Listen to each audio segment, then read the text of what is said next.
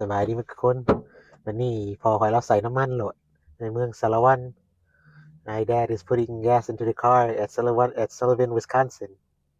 นี่พี่น้องเขาอยู่ตลาดเขาก็เกิด bus stop that's the name of the store ก็เกิด bus stop ยังบ่ฮอดเฮือนมันยังก็ฮอก อือฮึ อย่าหาเฮ็ดเบิ่งยุงหามแข่งเขาจนว่าข่อยลืมข่อยปลดเกือบของเลยสิมาข่อยเห็นกระหอกข่อยว่าแล่นออกไปสิบอกลูกว่าเลี้ยวขึ้นมาแข่งตัวเองจนดำอ๊ะ เออ เป็นดำมืดสำขนแท้จริงไม่เป็นขนเป็นยุ่ง ยุงข่อยโดนจนออกหอนหมดมันพอดีบีบมันคองท่าหมดขวดหนึ่ง อือฮึ ใส่ลงว่าเห็นกระหอกเพราะว่าตัวเองใส่เกือบบุดอยู่แต่ตัวเองออกแล้วเกือบบุดนะจนว่านุ่งส่งลิ้นขาขึ้น มันไปเห็นตีนขาวมันยังหัวจะยุ่มเดี๋ยวนี่บ้านนอกพี่น้องปองปายเรื่องเกษตร decoration Halloween อยู่เฮาก็มีได้บ่อนพอจะปลูกไว้ปลูกหมัดได้ มีเพียง ปลูกคอน อ๋อแมนแท้ๆอยู่ไหม พอจะหมัดได้ อืม มักสลีแหง มักสลีเห เจอพอจะขึ้นหน้าออกมาได้ เอาบางทีบอลมีหลายคน อันนี้ออกมาแล้วหัวเราก็หัวโหลดนะ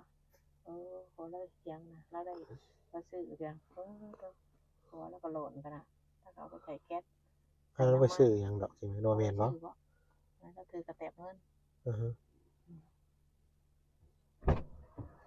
นี่พี่น้องในนี้ตลาดเมนตลาดเขาเนี่ย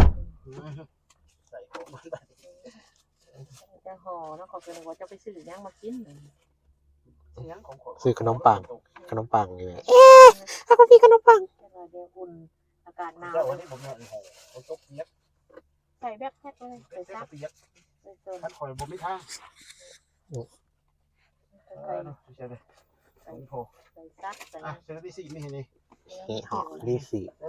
เจผมอยู่ใส่เจผมอยู่ผมสุกอยู่ถึงบ้านเขาได้บ้านเฮ้ยไปเวทีเอาเจ้าพึ่ง เฮ้พี่น้องเขาจะกลับคืนเข้าบ้านแล้วนี่ เมื่อรัดเฮาบ่นี่ เดี๋ยวเมื่อเฮาอยู่ลาดเฮาแล้วยังไงเอาจะกลับคืนเมืองเฮาเดี๋ยวว่ากี่วิคันซิน เมืองไม่ว่ากี่ รวดไปรับ อือฮึ ร้อยเศร้า โอเคเพราะฉะนั้นเด้อพี่น้อง จังไดเอาไปยัดเนาะ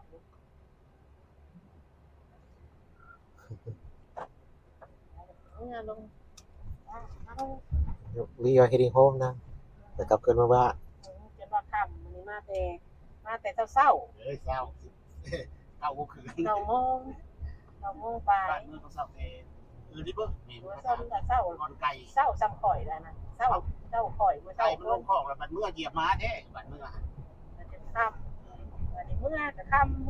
ำก็สร้างไปเมื่อ ทำงาน กั เนี่ย นเรื่อย เหยียบไก่เมื่อเหยียบม้า ได้เวลาบ่ายวันนี้ โอเคเพราะฉะนั้นเด้อพี่น้องไปเอาจะกลับคืนมาบ้านเด้อโอเค ตำรวจไก่หัวได้ บ๊ายบายแล้วเด้อปู่บาย กลางคืน